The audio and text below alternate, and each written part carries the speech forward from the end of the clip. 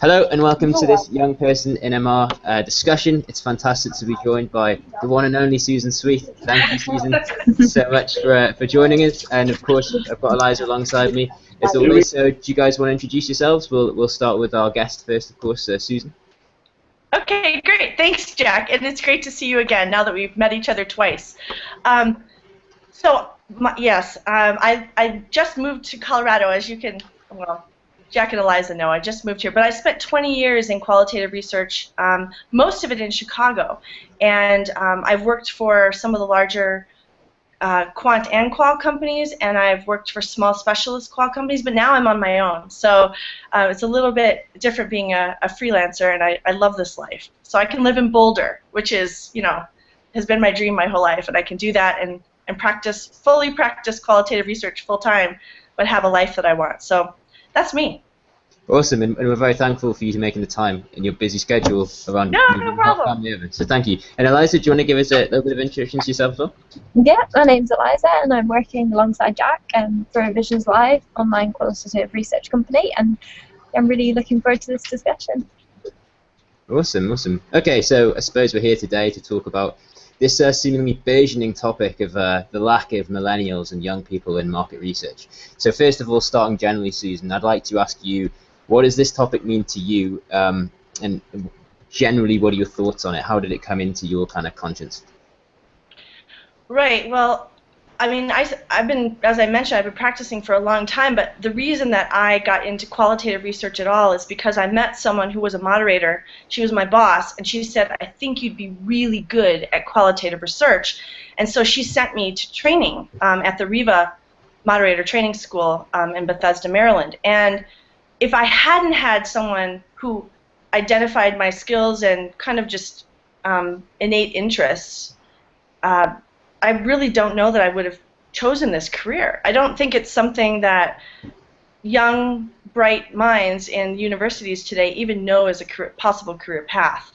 So what got me going was actually I saw Eliza's LinkedIn post asking the question, and it's been a bee in my bonnet about what do we do as I'm aging? I used to think I was one of the young guns, but I'm not. I'm squarely middle-aged now. Oh, come on.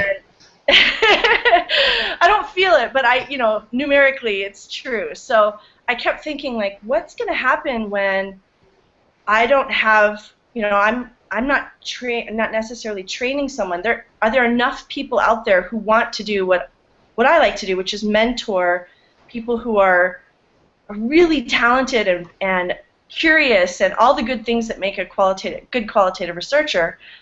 Is there someone who's willing to take the time, because it takes a lot of time to truly mentor someone and be interested in the things that they're interested in as opposed to prescribing a path for them. So I just kept thinking, how do I get others in my industry to feel equally passionate about bringing up the next generation of researchers and actually using them today, so that it's not always something, it's not just for the future, it's literally for now, so that we have people who are moving through it and can help with giant projects, because they do come about, luckily. Exactly. And how do you think then, Susan, this should take the fore? I mean, you were mentioning like there's a lack of trainee programs. Do you think that there should be more, educational programs or mentoring schemes, or what do you think would be the best way of kind of engaging with these young people? Well, I do think that we need a bit of both. I think as we talked, I think, Eliza, when we were chatting back and forth on LinkedIn, there's a lack of formal training period at universities, at least in the U.S. They'll offer a class in marketing research, and you can get a master's in marketing research, an MMR degree, but there aren't undergraduate chances for people to learn at a very early age what we even do. And part of it, you guys are probably looking at this holistically in terms of quant research as well as qual, and I'm squarely in qualitative research. But as I look at this, it is definitely a discipline that requires more than just training. I took training years ago, but the only way I learned to be a consultant, which is what qualitative researchers really are, was doing it and being able to have clients who were willing to let me, try some goofy things. And younger people tend to try goofy things, which is awesome. We mess things up, and we mess up the status quo, and that's brilliant. And that's the way it should be. So that's why having new minds joining this industry are so important. But I feel like, to answer your question, I feel like we need to have training especially for quant researchers. That's imperative. But for qualies, you just need a chance to do it. There's no other way to learn than by having a foundational learning and then hands-on. There literally is no other way to learn this. I suppose that's the difficulty, though, isn't it, Susan? It's a gamble, taking on these young researchers. They are incredibly talented and have a lot to contribute, but it takes that kind of period of time for them to settle in. And you were saying, obviously, professionals want to recruit people who are familiar with the company and familiar with analysing and moderating all these data and everything, which you wouldn't be familiar with from the outset. So I think that is the difficulty, but I think that's the importance, isn't it, of sort of role models and mentoring schemes and that kind of thing to kind of help people along. So what kind of things are you doing in your company then, Susan, to kind of mentor? You were saying you're really, really involved in mentoring young people. Yeah, well, I will say that, when I worked at Holland Partners, I had a team, and so there it was easier for me to mentor. So now, because I'm on my own, a lot of what I'm doing is through friends that I've made at QRCA, so the Qualitative Research Consultants Association. I'm a board member of the QRCA, and so I have, probably have a little extra access to things, but every time that I've met a young researcher, when I was in the Chicago chapter, and we're now going to be starting a Colorado chapter too, the thing that struck me is that they're desperate to learn and willing to do almost anything. It's like you've tried something earlier in your career and said, this isn't exactly what I want to do. I think what I want to do is qualitative research. And then you're willing to do almost anything to get experience. And so once I meet someone like that, I know they're just like I was 20 years ago. Maybe they have a completely different skill set and different talents, but they have that same passion and drive, and I say that's what it takes to get training and to get practice in being a qualitative researcher. And also just to learn if this is the career you want. You have to try it. And so, oftentimes I'll ask people, do you want to come, of course with my client's permission, do you want to come in the back room and take notes for me on this group? And then I see how they think, how do they take notes, and then I talk to them about that. Sometimes I'll have people write, when I was training people before, I would have them write a discussion guide. They would listen to the client debrief as I would, and then I'd say, okay, you write the guide. And of course I would write my own guide at the same time, but they didn't know that. And then we would compare them and talk about, I said, this is an awesome way to approach that. Can I borrow that? So it would be kind of learning. I would learn something, and they would learn something, and it was a really good sharing of information and building talent. So those are the ways that I think it's really pretty practical, the way qualitative researchers have to train, have to get trained up. That's the only way I can really see it. But now I'm doing it through QRCA, and speaking at those conferences gives people a chance to see, here's how she thinks. Maybe I should talk to her about, maybe interning, or who does she know that has jobs that I could apply for, and then I try to make connections that way. So are we saying then, Susan, that the main ingredients for this is a kind of trust, and also implicit in that is risk? There's obviously a kind of risk and reward thing. Like young people obviously are more inexperienced, and like you said, will make more mistakes in that regard, but we just have to trust them and let them fly, and do their own thing.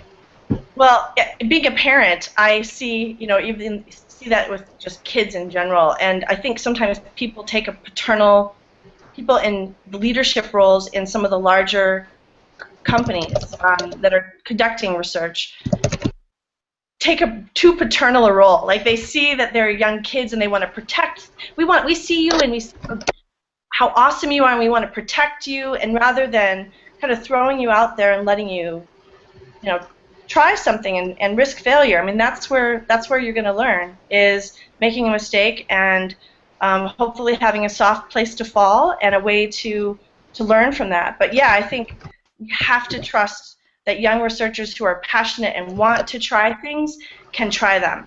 That's the way our industry innovates, and that's also the way we're going to train the next generation, is by watching and learning and then saying, you know, this is great, what you're doing is awesome, and also do more of this. Or what you just did was an abysmal failure. How do you think we can learn from that? What would you do differently next time? And those are some of the best conversations I've had with young researchers who were starting out. You know, there's some tears occasionally, and it's okay, because we all made the same mistakes just a few years ago. Right, and you were mentioning, you told us about before, Susan, the Young Professional Grant.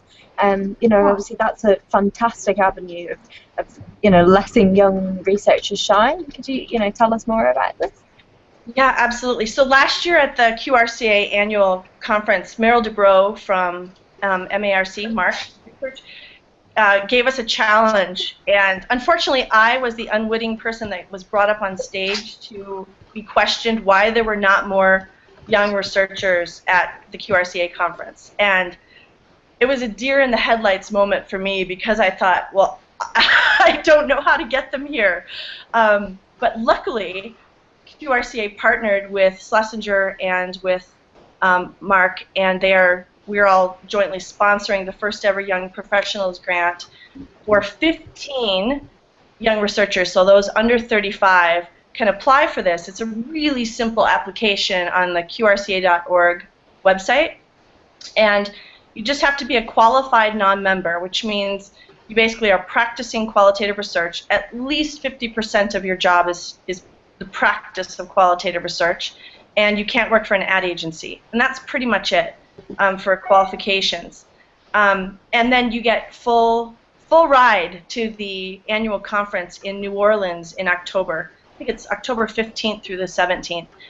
And it is what I like to call the biggest qualitative party, because you learn so much. It's fully training, but it is a really good time, and it's the best place in the industry to make connections with other qualitative researchers of all skill levels and tenure. So yeah, it's really fantastic. So I would encourage everyone who's watching this and is under 35, a qualified non-member, just go to the QRCA.org website and apply before August 14th. That's the deadline. That's great, and we'll put that link into the video description as well, just so anyone can find that. It's a fantastic opportunity. I'd like to ask a question, Susan. So this problem we're talking about, lack of millennials in market research, it's not a recent problem from what I've gathered. It seems to, as you said, told us previously as well. But is it a recent realization that's come about, and if so, why? You know, I think part of it is just the fact that researchers are more connected than ever. I mean, you guys know the hashtag MRX community on Twitter and all the blogs. People are really sharing ideas in a you know, clearly a much better way than we ever did in the past. And because of that, we kind of push each other. Where there are quite often on LinkedIn or on Twitter call to arms. What do we care about next? You know, sometimes it's outsourcing things to foreign countries, you know, and people get all up in arms about that. And this is one of the things that the industry has taken on, I think definitely in the last year, a realization that training programs exist within certain companies, and they're fantastic. But how does someone who doesn't know what companies offer that, how do they get to those? And how do they get hired? So I think social media is going to be critical for this. It's awakened the realization that we don't have a career path very well defined for someone who wants to do this kind of work, and it's also awakened the idea that we can help one another, like we're doing now. I mean, really, you guys inviting me to be part of this Google Hangout is great, and it just shows that we can actually help one another define what would make a good career path for young researchers. We can help identify training opportunities, and just, you know, really make connections. I think it's going to end up being, at least in Qual, a very person-to-person kind of, yes, you need, Eliza, you want to do this, here's a person I know that's doing that. It's making those kind of connections, and then a personal recommendation or referral is, you know, is like gold in this industry. Definitely. And do you think, in terms of, it kept coming up, Susan, when we were talking with the other professionals, you know, about barriers to entry, obviously in terms of education, but also, you know, other barriers. Do you think that is part of the reason why young people are put off the industry? Because there are these, do you think there is high barriers to enter?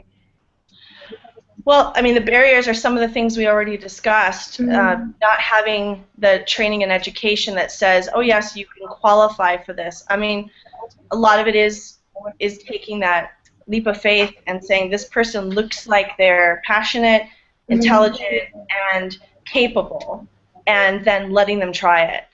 And you know, that's probably the case with a lot of industries, so it's probably not that different.